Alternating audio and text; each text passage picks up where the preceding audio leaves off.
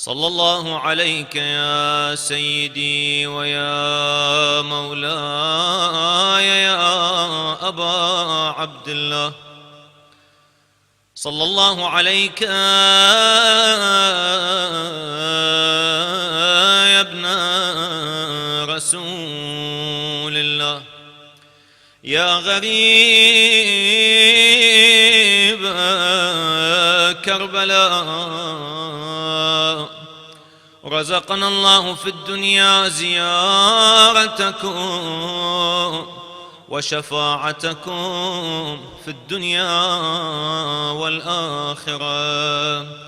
أما بعد، فقد قال الله تبارك وتعالى في كتابه المجيد وقرآنه الحميد وقوله الحق: أعوذ بالله من الشيطان الرجيم، بسم الله الرحمن الرحيم.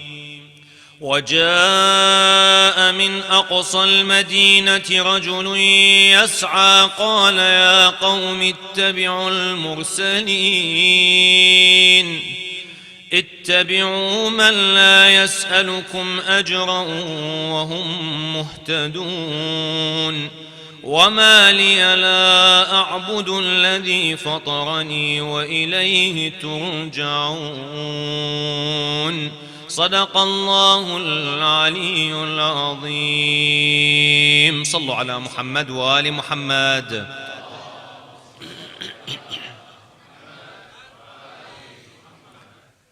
Brothers and sisters, may Allah bless you again for attending the majalis of Abi Abdullah al-Hussein salamullahi alayh.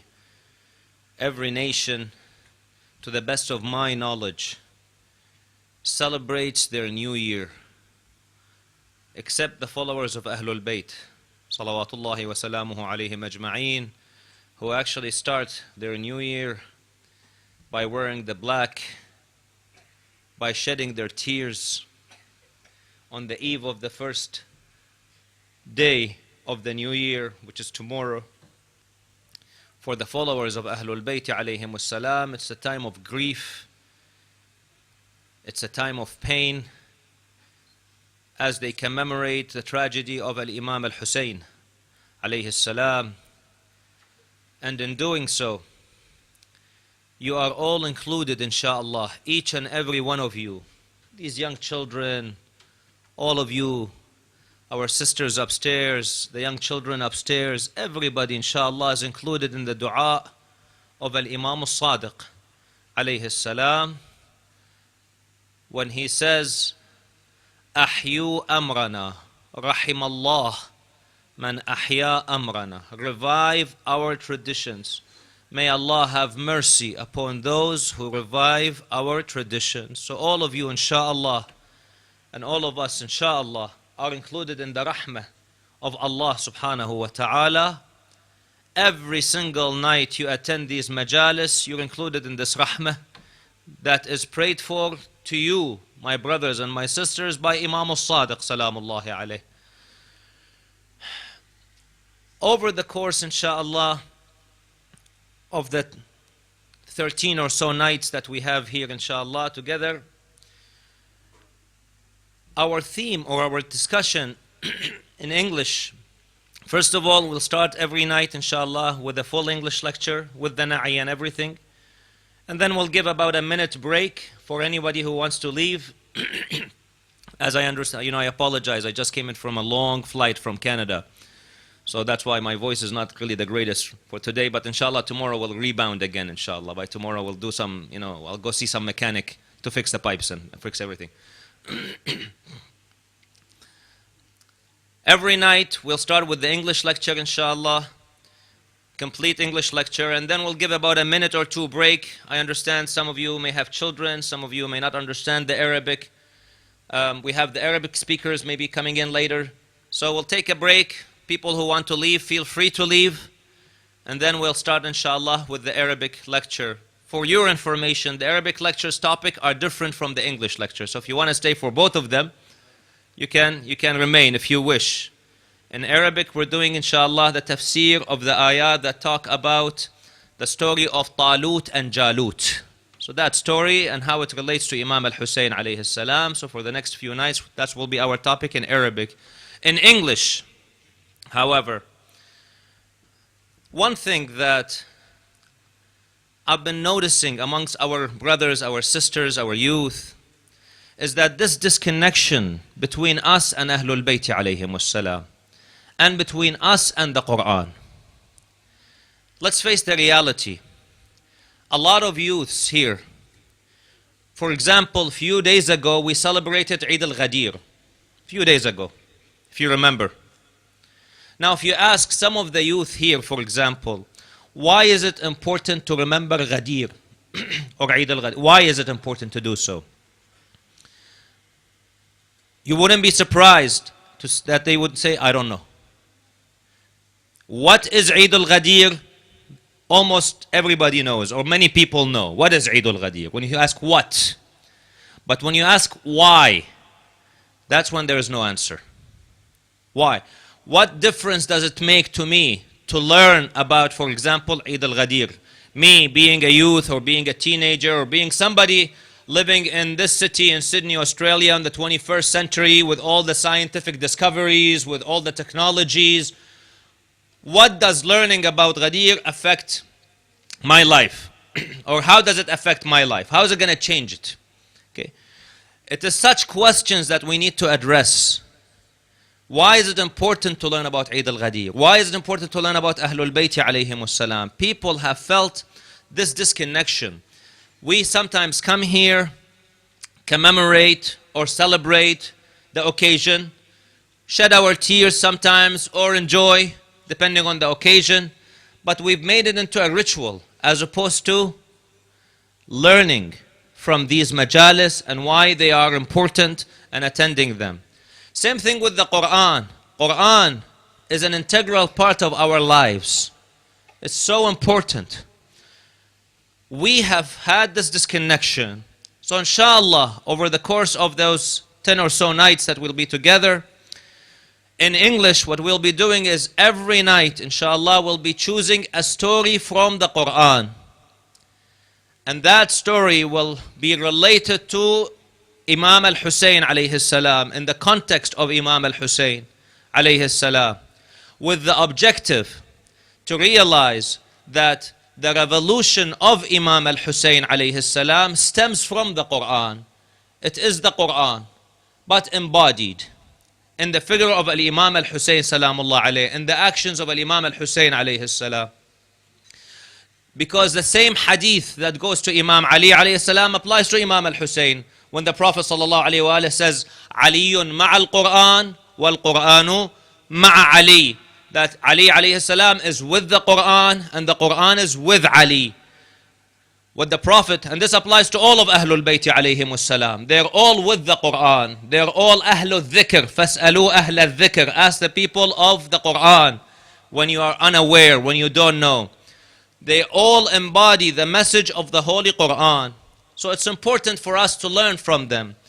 And then inshallah, in the course of doing so, we'll relate it to daily issues, to problems that we face in our daily lives. We will also touch upon, inshallah, if Allah gives us a tawfiq, especially in the English lectures, we'll touch upon issues that relate to leadership, communication, things that some of you, especially those of you who may have businesses, some of you who may be dealing with others, some points that might benefit you in terms of leadership, in terms of communication skills.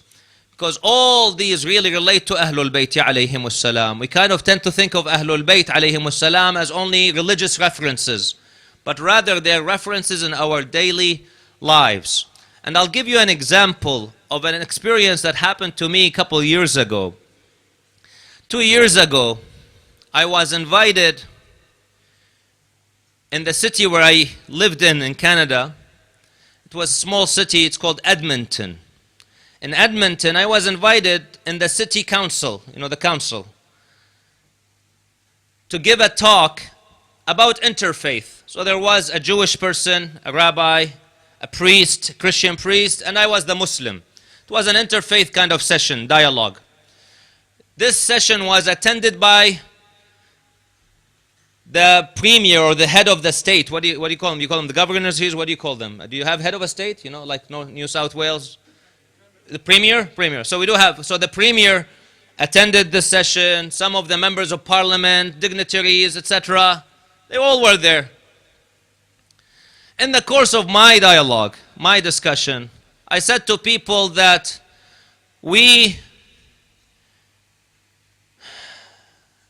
Islam is a religion that respects everybody. And I said that the Prophet's successor and his son-in-law, Imam Ali alayhi salam, wrote a letter to his governor in Egypt, a man by the name of Malik. And he told him in the letter that, Ya Malik, wa'lam anna an-nasa sinfan, imma akhun laka fi ad-din aw nadhirun laka fi al-khalq. Malik, be aware that people in this world fall under one of two categories. They're either your brothers and sisters in faith or your equal in humanity.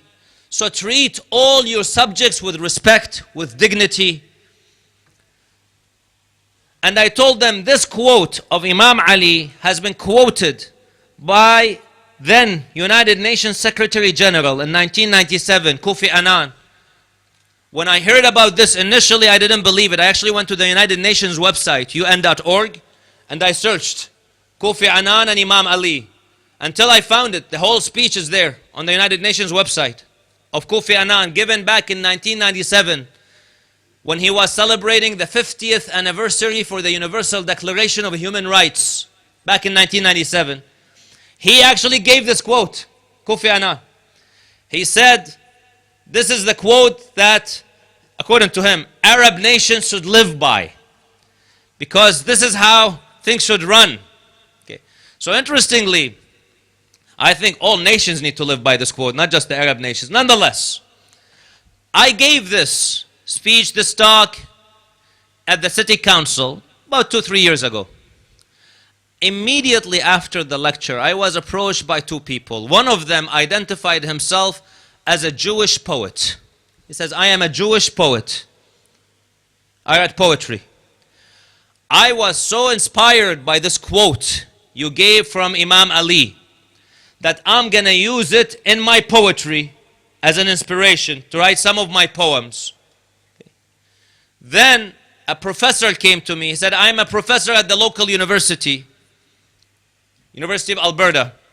He said, I really like this quote that you gave of Imam Ali. I've never heard anything like this before. This is really good. I'm going to teach it to my children and to my students at the university. At that point, you know, subhanallah, one of the ulama, this is just as a side note, one of the ulama says, we have Nahjul Balagha. You know, we've read Nahjul Balagha. This alim says, I even memorized a lot of the sermons of Nahjul Balagha. However, he says, you sometimes don't realize and appreciate how great it is because you have it all the time. Until one day you start thinking about it, reflecting upon it, then you start realizing what a treasure we have. You know, this kind of was one of those awakening moments where we've been reading Nahjul Balagha, we've been coming across the words of Imam Ali alayhi salam. The same sentence I just gave from his letter, this we've been quoting for several years now.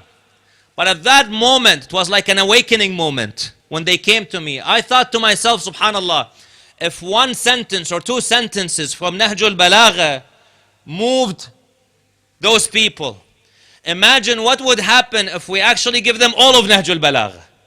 What will it do to people? You know? And we have that. We have that treasure. We have Nahjul Balagha. We have Sahif al-Sajjadiyya. We have Ahlul Bayt alayhim as-salam, who've given us depth and insight into the Holy Quran. They've embodied the Holy Quran for us. So really, why do we leave them? If we have this great treasure, why not learn from it? In the world, in the society, in the community, researchers normally what they do, they try to take a successful model. When they want to implement something, they look at a successful model and they say, you know what, let us follow this successful model. For example, I'll give you an example. In Finland, Finland has one of the most successful educational systems of education. They have the highest rate of students graduating from high school and entering universities and then graduating from university afterwards. So the Finnish system is classified to be a successful model. So what happens is researchers in the United States, in Canada, other parts of the world, what they do, they study the Finnish model because it's a successful model. So they look at it and they say, what are they doing different from us so that we can implement it and hopefully we can increase the rates of students who are graduating from high school, entering universities. That's something logical. That's a logical concept. When you have a successful model, and instead of reinventing the whole wheel again, you study that model and you try to basically enhance it such that it fits your system. Okay. We have Ahlul Bayt, alayhimus salam. We have a great successful model. When it comes to marriage, we can take a look at Fatimatul Zahra and Imam Ali alayhimus salam, or the Prophet and Khadija alayhimus salam. We have great models. When we talk about youths, we have several models. You can talk about Abu al-Fadl al-Abbas alayhi salam. You can talk about Ali al-Akbar, Al-Qasim, several models. Imam Ali alayhi salam when he was young with the Prophet sallallahu alayhi wa alih. We have so many models of youth that we can actually look at them, study them, and then implement them in our lives. And so on and so forth in all aspects of our lives. There is a successful model. Why do we leave it? The problem is we have not fully comprehended how important they are and how great this model is and how can we implement it in our lives. Inshallah, if Allah gives us tawfiq over the course of the 10 nights or so, we'll try to shed some light on some aspects of these great models such that we can implement them in our lives, if Allah gives us tawfiq to do so.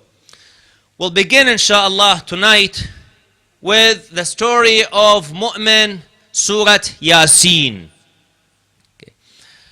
So, many people read Surat Yasin here, they're familiar with it. Just as a brief recap to this part of the story of the surah. There was a city by the name of Antioch.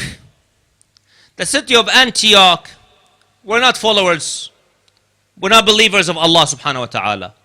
So it is said that the Prophet Isa alayhi salam, Prophet Isa sent them 3 messengers to guide them. Initially 2 were sent, but those people did not believe in them. They belied them. And they hurt them. So the Prophet then sent a 3rd messenger. So this messenger then goes. The 3rd one, on his way to Antioch, he stops on the outskirts, outside the city, the countryside. Okay. He stays with a shepherd. This shepherd's name is Habib. Quran doesn't tell us his name, but the history says his name was Habib, Habib al-Najjar. So he stayed with Habib. After staying with Habib, after a few days, this 3rd messenger of Isa alayhi salam starts talking to Habib that why don't you believe in Allah subhanahu wa ta'ala, and so on and so forth. After having the conversation, Habib asked this 3rd messenger, he said to him, listen, so you claim to be kind of a messenger coming from Allah? He said, yes. He said, so this God of yours, is he powerful, capable? He said, yes. Can he cure those who are ill? Yes. He said, okay, I have a son. This son has been ill for many, many years. If you can cure him for me, then I will believe in you. He said, okay, where is your son? He takes him to his son. This 3rd messenger then prays to Allah subhanahu wa ta'ala. With the barakah of his dua, the son is cured. Habib then believes, becomes a mu'min. This 3rd messenger then goes into the city and starts reminding the people about Allah subhanahu wa ta'ala, supporting the other 2. وَاضْرِبْ لَهُمْ مَثَلًا أَصْحَابَ الْقَرْيَةِ. Allah says in the surah, give them the example of the people of the city or the village. When we sent them 2 people, they belied them. Then we sent a 3rd messenger to help them. They belied all 3 messengers, even the 3rd one. They still didn't believe in him. Here's where Habib, when he heard that those 3 messengers have been belied, especially the 3rd one, because he had a personal connection with him. And that's something really important here, brothers and sisters. Developing the personal connection with people. And especially developing the personal connection with Ahlul Bayt alayhimus salam. It's really important for us, if we want to influence people, to change their lives, to develop a personal connection with them. You start to get to know them. You know, sometimes you might give lectures, but it's not until you touch people's lives directly that you can have the greatest impact. So you find Ahlul Bayt alayhimus salam, they were not people who, let's say, sat in their homes and then came out to the masjid, gave a khutbah and then went back into their homes. Or the Prophet sallallahu alaihi wasallam, this was not his style. He would keep in touch with people, connect with them, look after them. If someone is sick, is not here, he asks, where is he? Where is so and so? And then he goes to visit him. When the person sees Rasulullah has come to visit me, despite all his busy affairs and his busy time schedule, yet he's come to visit me. That develops this love with Rasulullah sallallahu alaihi wasallam. That's why people loved the Holy Prophet. It is said there was a king who sent some messengers to Medina to see who is this man, this prophet. These messengers came, they observed, and then they went back to their king. So he asked them, he says, so how is this king of Arabia, you know, the new king? They said, he's not a king. The messengers now replied to him. He said, we have never seen this. He said, they have something called wudu, ablution. You know, where he takes water, this leader of theirs, he takes water and he pours it over his face and then his arms and so on and so forth. He said, these people, his companions, they actually wait for him to pour the water, so they will take the water from underneath him. And they take it and they drink it. That we have never seen. These people are in mad love with their leader. Because their leader is one of them. He's with them. He connects to them. And that's how they described Rasulullah sallallahu alaihi wasallam to their king. This truly is the description. There is one of the ulama by the name of Sayyid Muhsin al-Amin, Ridwanullah ta'ala alayh. He lived in Syria for some years. One day a man visits him. He finds that several people are coming to him, especially at the time of Salat. They come to him, they pray behind him, then they kiss his hand, and then they leave. And then he noticed that these people are not followers of Ahlul Bayt alayhimus salam. They're from the other school of thought. So he told Sayyid Muhsin al-Amin, you know, it's good, how did you get this people to follow you like this and respect you like this? He said, when I first moved here, he said, I decided I'm going to get involved in their life as much as I can. So he said, when I used to hear someone is sick, I would go to visit him. When I would see someone dying, then I would walk behind him. Initially, when I arrived here, he said, people were hitting me with stones. They were throwing stones at me, initially. But I stayed. And I would continue. Whenever someone is sick, I would go to visit him. Whenever someone dies, I would follow their procession and I would go to the aza and give some nice words to the family. He said, slowly, I won their love. And they started now coming to pray behind me. When one of them dies, they ask me to lead Salat al-Mayyit. And so on and so forth. That's really the methodology, one of the things that we need to implement, the akhlaq, the manners and the ethics.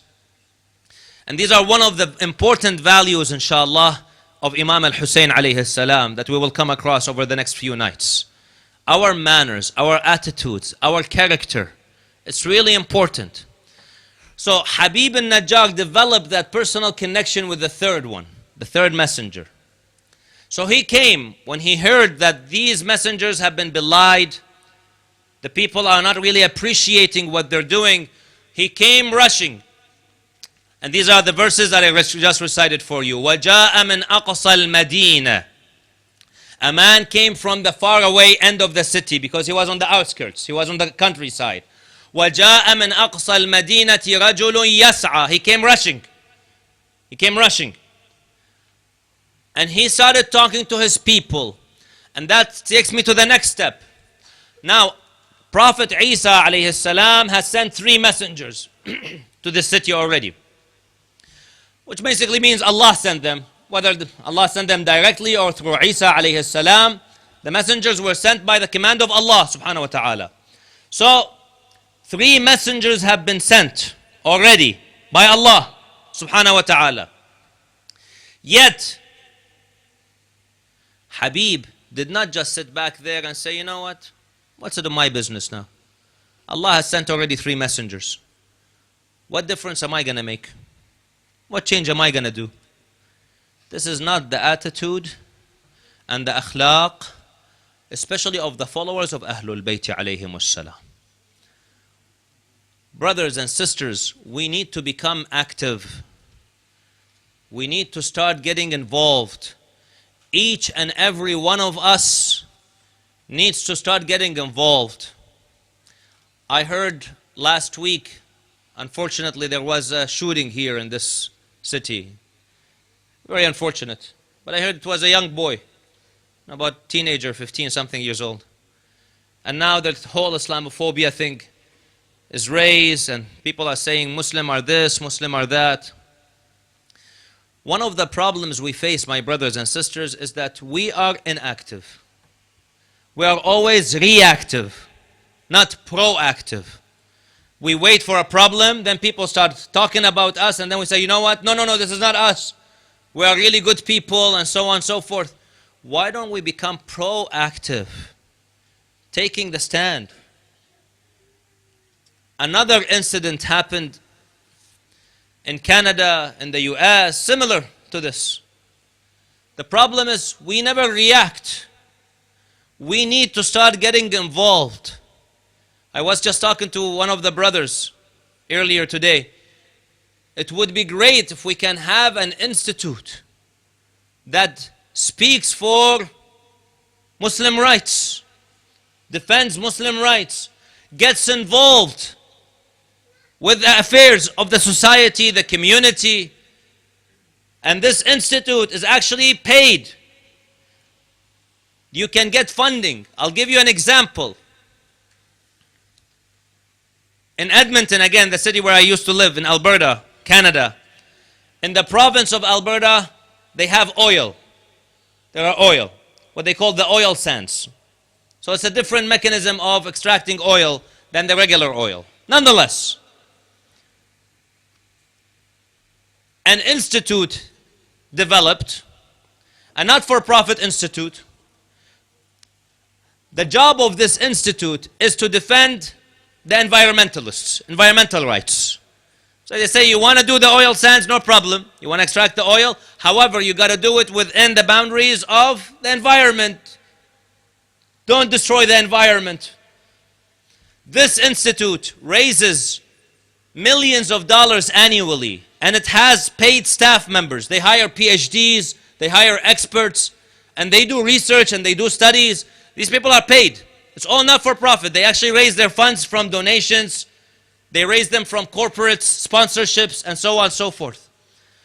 If we take that model, why can't we establish also a center that actually pays, hires experts, hires lawyers, and alhamdulillah in our community as Shia followers of Ahlul Bayt, we have them. We have lawyers, we have accountants, we have educated people, we have business people. So we have them. Then why not establish something similar where we hire experts and they would speak for Muslims. They would get involved. They start publishing reports. They start getting involved actively. That's something we can do. This is all our responsibility. As the hadith says, كُلُّكُمْ رَاعٍ وَكُلُّكُمْ مَسْئُولٌ عَنْ رَعِيَّتِهِ. Each and every one of you is responsible. This is not just only Sheikh, the Sheikh's responsibility or the Sayyid's responsibility. No, everybody. We're all responsible in this. We need to become a bit more proactive. Here is an example of Habib. Habib did not just sit back. Again, he could have said, Allah sent 3 messengers. What difference am I going to make? That's not the way we work.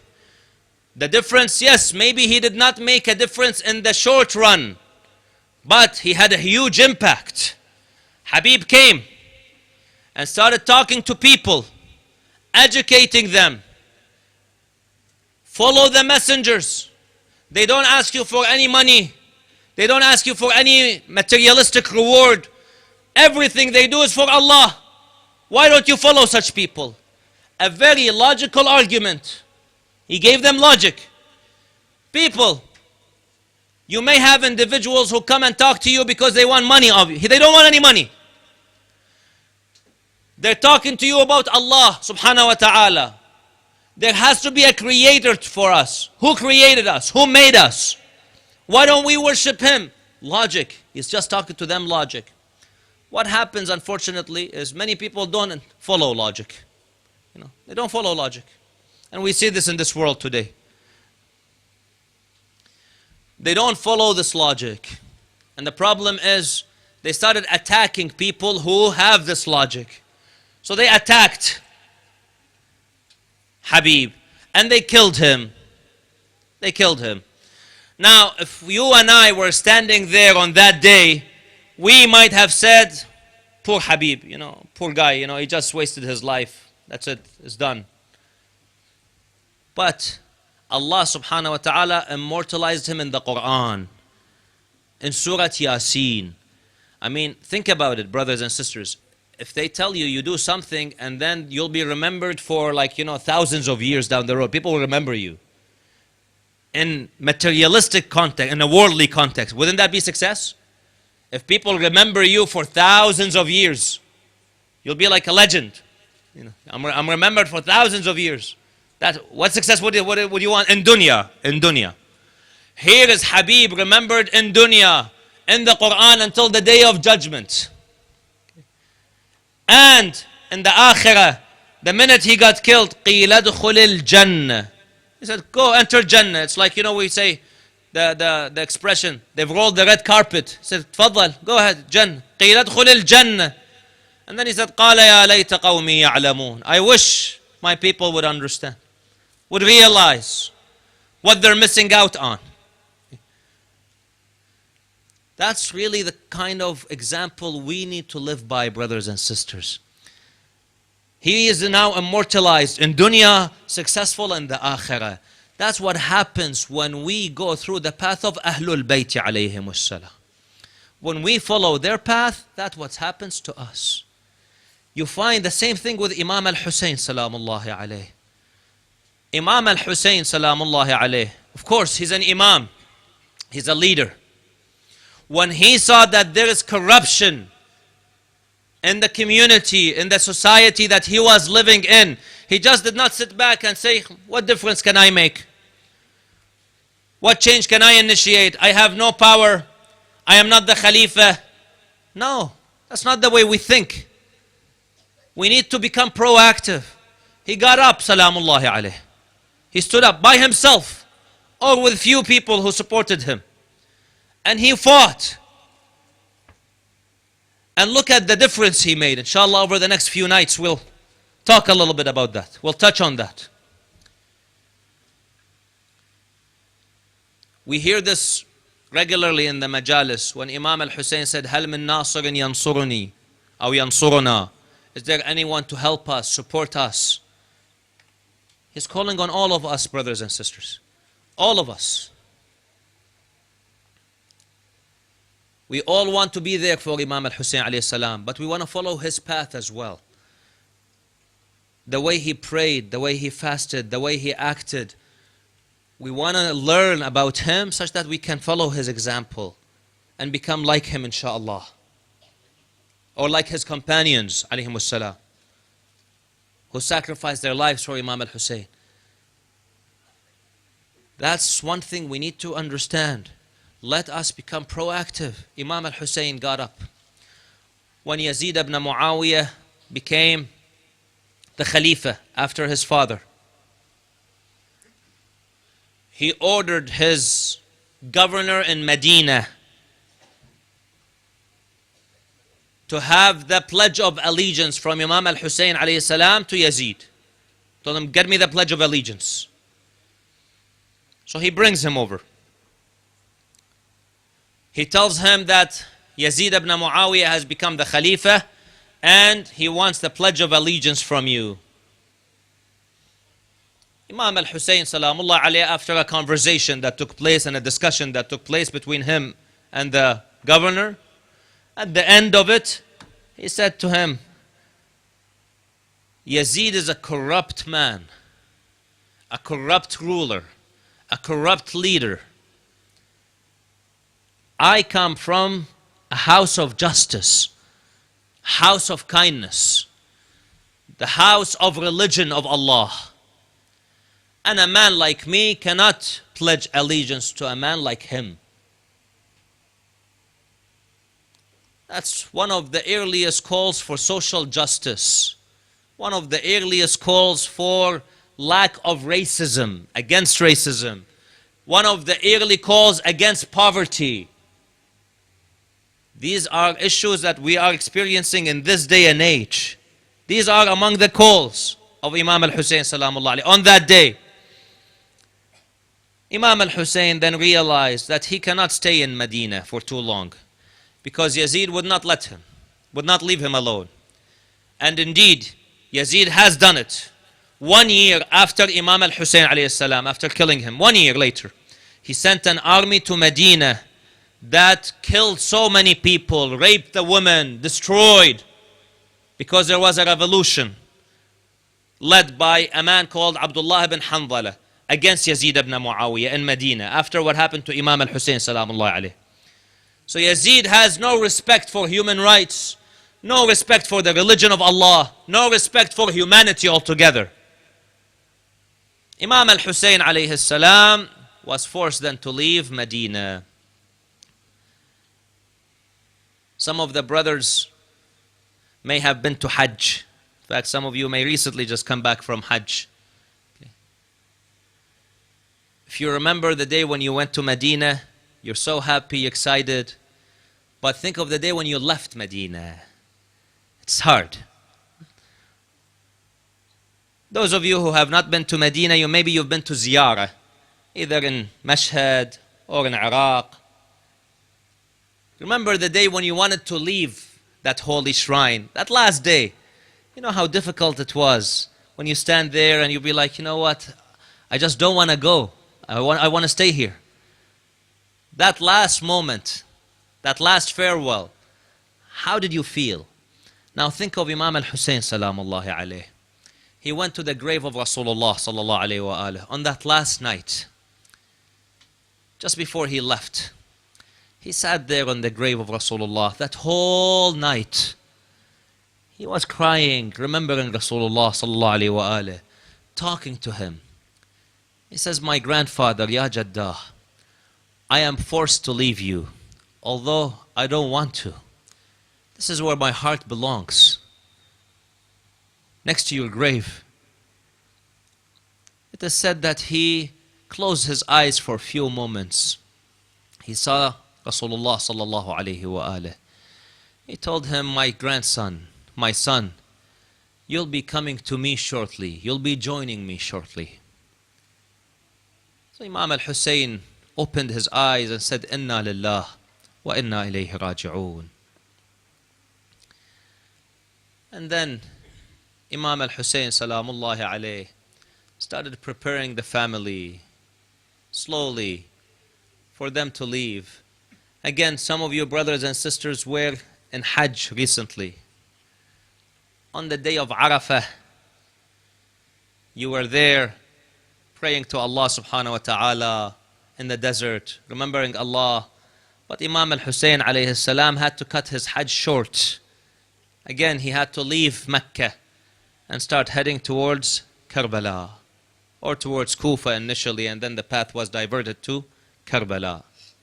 So again, on those moments, you think of Imam al-Hussein alayhi salam, think of his family, think of his children, how they all left and they started heading towards this land that's known as Karbala. This whole event really made Ahlul Bayt alayhim salam in much pain, in much grief. Whenever they remember Muharram, whenever Muharram comes, you find Ahlul Bayt alayhim salam in grief, in pain. One of the poets by the name of Du'bil al-Khuza'i, he comes to visit Imam al-Rida alayhi salam. As he talks to Imam al-Rida, he starts reciting verses of poetry. These verses of poetry ignites the pain in the heart of Imam al-Rida alayhi salam, until he arrives at one verse where it is said Imam al-Rida started crying out loud. Wa Jaddah, wa Husaynah. He was asked, Ya Du'bil, what did you say? What was that verse? He said, I reminded him of what happened to his aunt Zainab salamullahi alayha. I said to him, بنات زياد في القصور مخدرات وبنات الرسول سبايا في الفلوات. He said, I told him the daughters and the children and the women of Ibn Ziyad are well protected in their palaces and their mansions, but the daughters of Rasulullah sallallahu alayhi wa alihi are prisoners in the deserts.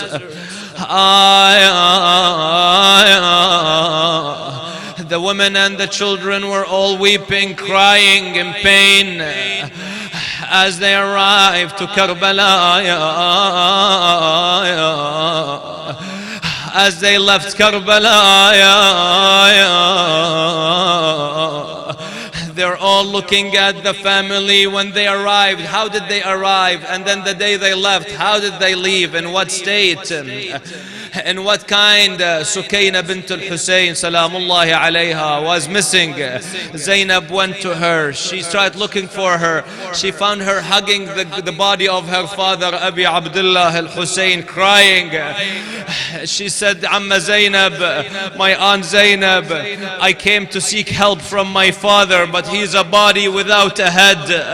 My aunt Zainab, I can't leave my father. It is difficult for me. She said, my little girl, it's even more difficult for me to leave him, but we have to. She hugged her aunt. She got up on the camels. They were started beating them, hitting them. And this how they came and they left Karbala. Inna lillah wa inna ilayhi raji'un. Wa saya'lamu alladhina zalamu ala Muhammadin ayya munqalabin yanqalibun wal 'aqibatu lil muttaqin.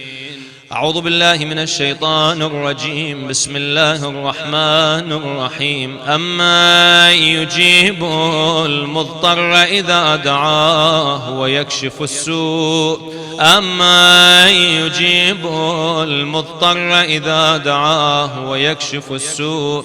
أما يجيب المضطر إذا دعاه ويكشف السوء.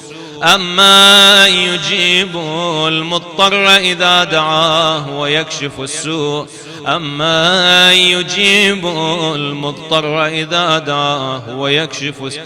اللهم إنا نسألك وندعوك باسمك العظيم الأعظم الأعز الأجل الأكرم. يا الله يا الله يا الله يا الله يا الله يا الله يا الله يا الله يا الله يا الله. إلهي بفاطمة وأبيها وبعلها وبنيها والسر المستودع فيها اكشف عنا السوء يا الله. اللهم اغفر ذنوبنا، كفر عنا سيئاتنا، وتوفنا مع الأبرار يا الله، مع محمد وآله الأطهار يا الله. اللهم اقض حوائج المؤمنين والمؤمنات، شافي وعافي جميع مرضى المؤمنين والمؤمنات، على الخصوص من أوصونا بالدعاء منهم. اللهم اقض حوائجهم، شاف مرضاهم، احفظهم في أوطانهم وديارهم بحفظك ورحمتك يا أرحم الراحمين. رب اغفر لي ولوالدي وارحمهما كما ربياني صغيرا، اجزهما بالإحسان إحسانا وبالسيئات غفرانا. رب اجعلني مقيم الصلاة ومن ذريتي ربنا وتقبل دعاء.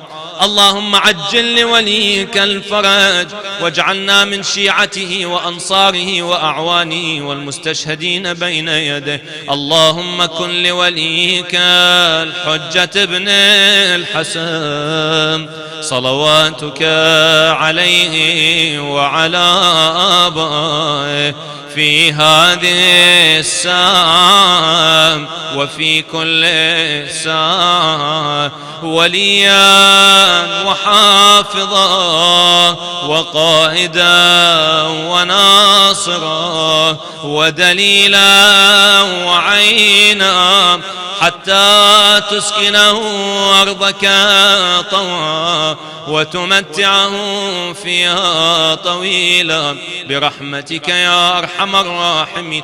اللهم أرنا الطلعة الرشيدة والغرة الحميدة، واكحل أنظارنا بنظرة منا إليه. اللهم نقسم عليك بالزهراء فاطمة إلا ما رزقتنا شفاعة الزهراء في الدنيا وفي القبر وفي الآخرة يا الله يا الله يا الله، لقضاء الحوائج ولشفاء المرضى ولكشف هذه الغمة عن هذه الأمة ولتعجيل فرج مولانا صاحب العصر والزمان، وإلى أرواح المؤمنين والمؤمنات لا سيما أرواح أموات الجالسين والحاضرين. رحم الله من يقرأ السورة المباركة الفاتحة مع الصلوات.